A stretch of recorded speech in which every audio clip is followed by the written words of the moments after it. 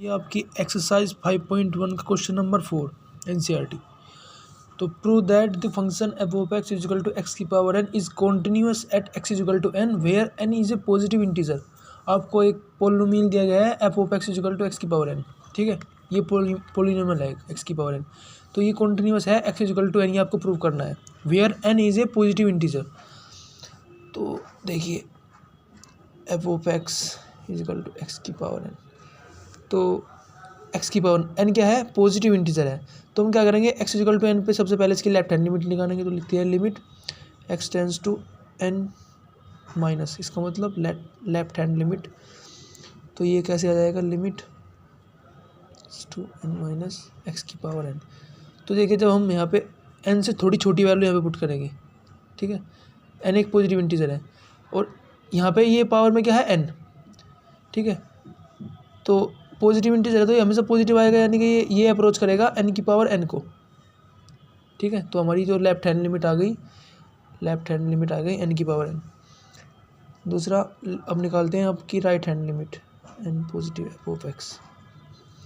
तो हो जाएगा limit x tends to n positive x की पावर n। तो ये हो जाएगा कितना, ये भी आपके पास n की पावर n को ही अप्रोच करेगा।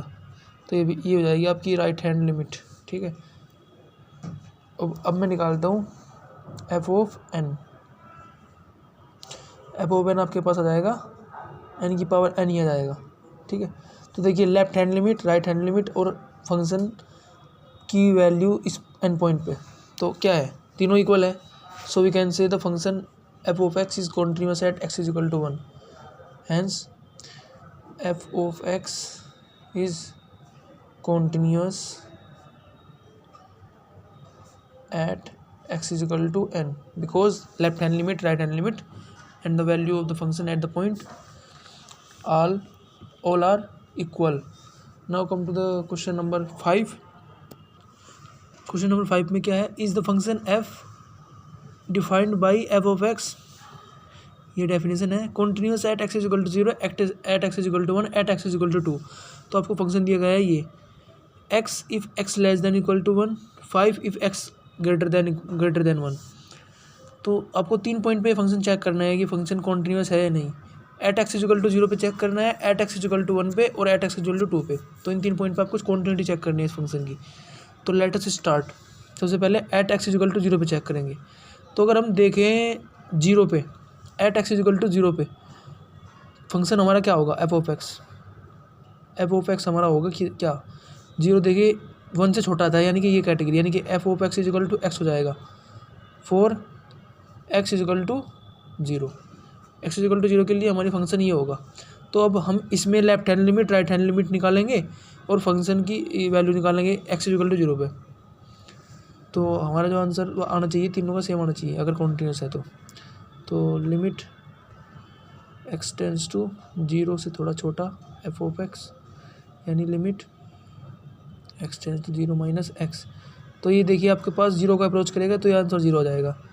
इसी तरह से आप निकालोगे लिमिट इसकी राइट हैंड लिमिट फंक्शन पे, ठीक है। और आपके पास जो राइट हैंड लिमिट आएगी वो भी क्या आएगी, वो भी 0 के अप्रोच करेगी, आंसर 0 हो जाएगा। और आपके पास एफ ऑफ 0 भी क्या आएगा, 0 ही आएगा। तो राइट हैंड लिमिट, ये है लेफ्ट हैंड लिमिट, ये राइट हैंड लिमिट और ये फंक्शन की value at point x equal to 0, ठीक है, ये वैल्यू है। तो तीनों क्या है हमारे पास, देख सकते हो आप, तीनों इक्वल है।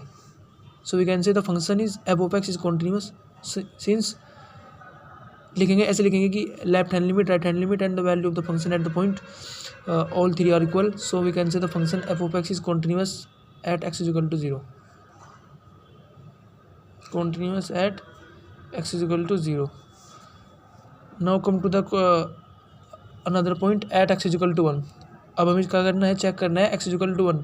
अब ध्यान से देखिए एक्स इक्वल टू 1 के लिए हमारा at x for x equal to 1 हमारा जो एफ ऑफ एक्स होगा यानी फंक्शन होगा वो क्या होगा, f of x equal to 1 के लिए देखिए यहाँ पे इक्वलिटी का साइन लगा, equality less than equal to है ना, तो हमारा फंक्शन ये एक्स ही होगा।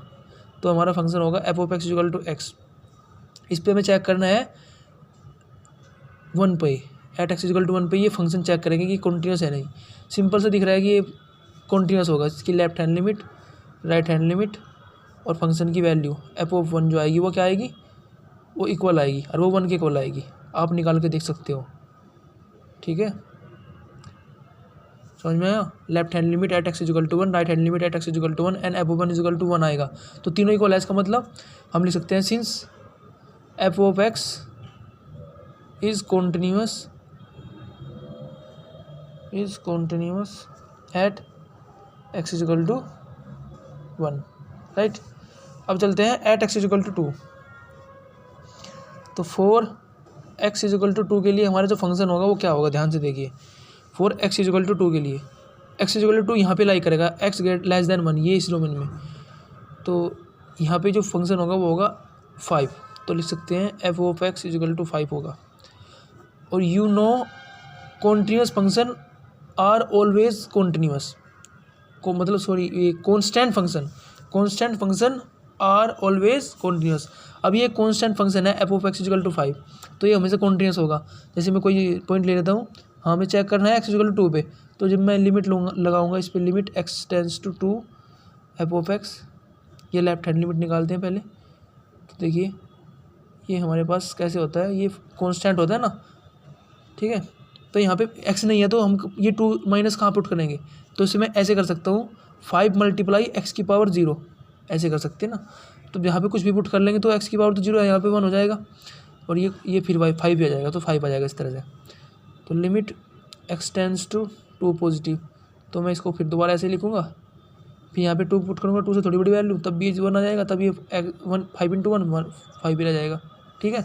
तो इस तरह से हमारी left hand limit, right hand limit, ये लेफ्ट हैंड लिमिट हो गई, ये राइट हैंड लिमिट हो गई, और फंक्शन की जो वैल्यू आएगी यानी कि एफ ऑफ 2 जो आएगी वो भी कितना आएगा, 5 भी आएगा, सेम आप ऐसे ही कर सकते हो, ठीक है। So we can say left hand limit, right hand limit and value of the function at x equal to 2 all are equal, so we can say the function is continuous at x equal to 5 या at x equal to 2, ठीक है। ये तो हमेशा continuous होगा, ठीक है। ऐसे आप प्रूफ कर सकते हो। समझ में आया, सिंपल था, कोई डाउट? तो अगर आपको कोई डाउट आता है तो आप कमेंट में लिख सकते हो कि मुझे ये डाउट है, ठीक है, टाइप कर सकते हो, ठीक है बच्चों।